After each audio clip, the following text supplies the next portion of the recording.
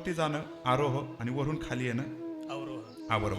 अव म्हणजे खाली, अवरोह खाली येणं. सा शब्दाचा अर्थ आहे, सा शब्दाचा अर्थ आहे संत. सा संत. र शब्दाचा पुढे रेस्वर आहे. र शब्दाचा अर्थ आहे रत्न. ग गंधार. ग शब्दाचा अर्थ आहे गौरव. ऐका, पुढे म आहे. म म्हणजे माधुर्य भक्ती.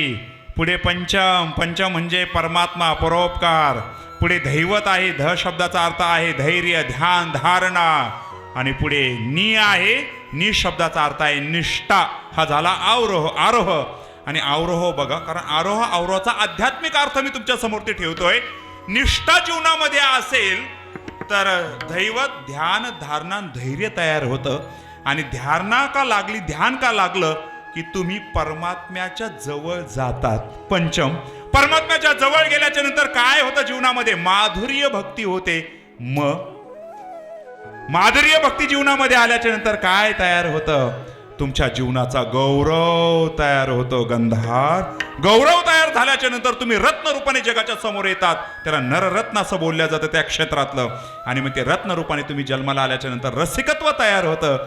आणि ते रसिकत्व, ते रत्न काय आहे? ते म्हणजे संत आहे. सा शब्दाचा अर्थ सा. ते